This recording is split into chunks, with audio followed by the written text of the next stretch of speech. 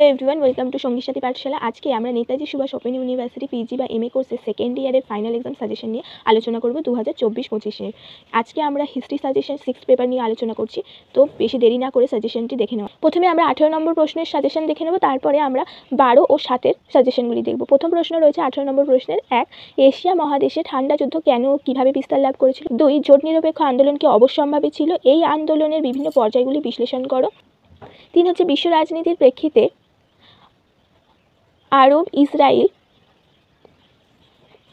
আরব ইসরায়েলের সংঘাতের চরিত্র লেখো। 4, সোভিয়েত ইউনিয়নের পতনের কারণগুলি চিহ্নিত করো, এই রাষ্ট্রের পতন কীভাবে এক মেরু বিশ্বের উত্থানে সহায়তা করেছিল লেখো। 5, 1949 থেকে 1991 পর্যন্ত সময়কালে চীন ও সোভিয়েত ইউনিয়নের সম্পর্ক বিশ্লেষণ করো। প্রত্যেকটা কিন্তু গুরুত্বপূর্ণ, খুব ইম্পর্টেন্ট প্রশ্ন, সেই জন্য এখানে উল্লেখ করা হয়েছে। 6 হচ্ছে 1949 সালে প্রজাতন্ত্রী চীনের উত্থান সম্পর্কে বিশ্লেষণ করো। 7, সদ্য স্বাধীনতাপ্রাপ্ত রাষ্ট্রসমূহে শান্তিপূর্ণ সহাবস্থানের জন্য জোট নিরপেক্ষ আন্দোলনের পর্যায় বা তাৎপর্য আলোচনা করো।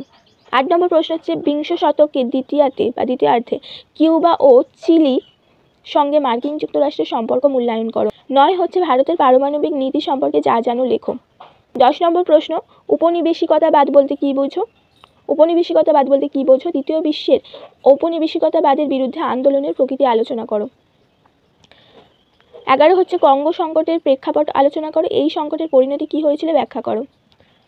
12 নম্বর প্রশ্ন কুওমিন্টাং ও কমিউনিস্ট পার্টির আলোচনার মাধ্যমে মাও জেদাংয়ের নেতৃত্বে গণপ্রজাতন্ত্রী চীনের প্রতিষ্ঠার প্রেক্ষাপট বা প্রতিষ্ঠার ইতিহাস সংক্ষেপে বর্ণনা করো। 13 হচ্ছে ভারতের পূর্ব তাকাও নীতি বলতে কী বোঝো, এই নীতির প্রেক্ষাপট আলোচনা করো, এই নীতি ভারতের বৈদেশিক নীতিকে কীভাবে প্রভাবিত করেছিল ও কী ধরনের পরিবর্তন করেছিল ভারতের বৈদেশিক নীতিকে আলোচনা করো। প্রশ্নটা খুবই গুরুত্বপূর্ণ। 14 নম্বর প্রশ্ন দ্বিতীয় বিশ্বযুদ্ধের পর পশ্চিম ইউরোপের পুনর্গঠন বিষয়টি বিশ্লেষণ করো। 15 নম্বর প্রশ্ন সালভাদর এলেন্দের পতনের পর থেকে সমাজতান্ত্রিক রাষ্ট্রপতি হিসাবে চিলিতে রিকার্ডো লাগোস এসকোবারের নির্বাচন সম্পর্কে ইতিহাসগুলি আলোচনা করো। 16 হচ্ছে চিলিতে সালভাদর এলেন্দের নেতৃত্বে সমাজতান্ত্রিক সরকার প্রতিষ্ঠার পটভূমি ব্যাখ্যা করো, এই সরকারের পতনে মার্কিন যুক্তরাষ্ট্রের ভূমিকা কী ছিল লেখো। 17 নম্বর প্রশ্ন সোভিয়েত ইউনিয়নের বিচ্ছিন্নতাবাদী আন্দোলনের উত্থানকে তুমি কিভাবে ব্যাখ্যা করবে উল্লেখ করো। 18 নম্বর প্রশ্ন গর্বাচেভ এর পেরিকাস্তার ও গ্লাসোনস্ত নীতি সম্পর্কে বা নীতি গ্রহণের সময় থেকে সোভিয়েত ইউনিয়নের পতনের বিভিন্ন পর্যায় ব্যাখ্যা করো, অথবা সোভিয়েত ইউনিয়নের পতনের জন্য গর্বাচেভ কতখানি দায়ী ছিলেন লেখো। 19 নম্বর প্রশ্ন দ্বিতীয় বিশ্বযুদ্ধের আন্তর্জাতিক রাজনীতিতে সোভিয়েত ইউনিয়ন ও মার্কিন যুক্তরাষ্ট্রের দ্বন্দ্বকে তুমি কিভাবে ব্যাখ্যা করবে উল্লেখ করো। প্রত্যেকটা প্রশ্ন খুব গুরুত্বপূর্ণ। 20 নম্বর প্রশ্ন 18 নম্বরের শেষ প্রশ্ন বিশ্বায়ন কি, বিশ্বায়নের মূল বৈশিষ্ট্যগুলি আলোচনা করো, এর প্রভাব আলোচনা করো। এগুলো 18 নম্বর, সেই সাথে 12 নম্বরের জন্য খুব গুরুত্বপূর্ণ। এরপরে 12 নম্বরের জন্য গুরুত্বপূর্ণ প্রশ্নগুলির সাজেশন এখানে দেওয়া হচ্ছে। প্রথম প্রশ্ন রয়েছে ইউরোপীয় সংঘর্ষের কার্যাবলী মূল্যায়ন করো। 2, দক্ষিণ আফ্রিকায় বর্ণবিদ্বেষ বিরোধী আন্দোলনে আফ্রিকান জাতীয় কংগ্রেসের ভূমিকা মূল্যায়ন করো, খুব গুরুত্বপূর্ণ প্রশ্ন। 3 নম্বর হচ্ছে সোভিয়েত ইউনিয়নের পতনে গর্বাচেভের দায়িত্ব মূল্যায়ন করো। 4 নম্বর প্রশ্ন ভারত পাকিস্তান কিভাবে পারস্পরিক সম্পর্কের ক্ষেত্রে প্রতিবন্ধকতা সৃষ্টি করেছিল লেখো। 5, ঠান্ডা লড়াইয়ের প্রেক্ষিতে ভিয়েতনাম যুদ্ধের প্রকৃতি আলোচনা করো। 6 নম্বর প্রশ্ন ঠান্ডা যুদ্ধের প্রেক্ষাপট কী ছিল, ঠান্ডা যুদ্ধ কি আসলে আদর্শগত সংঘাত ছিল। 7 নম্বর প্রশ্ন কোরিয়া সংকটের উদ্ভব আলোচনা করো, মার্কিন যুক্তরাষ্ট্র কিভাবে এই সংকট ছড়িয়ে পড়েছিল লেখো। 8 নম্বর প্রশ্ন 1949 সালে গণপ্রজাতন্ত্রী চীনের উত্থান আন্তর্জাতিক রাজনীতিকে কিভাবে প্রভাবিত করেছিল আলোচনা করো বা লেখো। 9 নম্বর প্রশ্ন সম্মিলিত জাতিপুঞ্জ স্থাপনে আন্তর্জাতিক প্রেক্ষাপট আলোচনা করো। 10, বিশ্বশান্তি রক্ষায় সম্মিলিত জাতিপুঞ্জের ভূমিকা কী ছিল লেখো। 11 নম্বর প্রশ্ন সম্মিলিত জাতিপুঞ্জের উদ্ভব কিভাবে হয়, এই প্রসঙ্গে শান্তি বাহিনীর প্রয়োগ পদ্ধতি আলোচনা করো। 12 নম্বর প্রশ্ন কঙ্গোর গৃহযুদ্ধ সম্পর্কে আলোচনা করো। 13, মার্শাল পরিকল্পনা অনুযায়ী ইউরোপের ঐক্য নির্মাণের আদি পর্ব আলোচনা করো। সম্মিলিত জাতিপুঞ্জের কার্যাবলী আলোচনা করো। 15 নম্বর প্রশ্ন পারমাণবিক নিরস্ত্রীকরণে সম্মিলিত জাতিপুঞ্জের ভূমিকা উল্লেখ করো। 16, কালজিনিস ও বাতিস্তার রাজনৈতিক ক্ষমতা লাভের পূর্ব পর্যন্ত ইতিহাস বর্ণনা করো। 17 নম্বর প্রশ্ন 20 শতকের দ্বিতীয় ভাগে নিরস্ত্রীকরণ ও পারমাণবিক অস্ত্র প্রতিযোগিতার সমস্যা সম্পর্কে আলোচনা করো। 18 নম্বর প্রশ্ন দ্বিতীয় বিশ্বযুদ্ধের পরবর্তীকালে আলজেরিয়ার স্বাধীনতা আন্দোলন সম্পর্কে টিকা লেখো। এই ছিল 12 নম্বরের জন্য গুরুত্বপূর্ণ 20টা প্রশ্ন, যেগুলো 12 সেই সাথে 7-এর জন্য খুব ইম্পর্টেন্ট।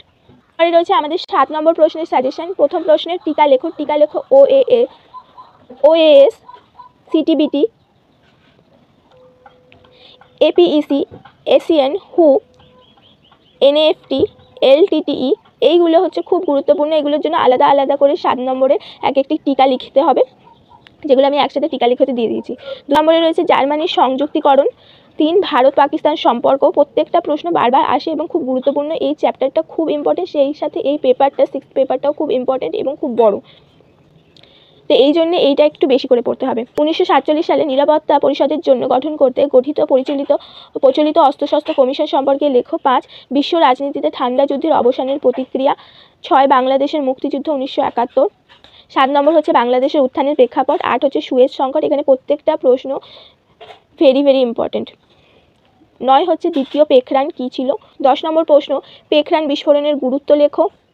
11 বর্ণবিদ্বেষ কী। 12 সোভিয়েত ইউনিয়নের পতনে জাতীয়তাবাদের প্রশ্নের গুরুত্ব।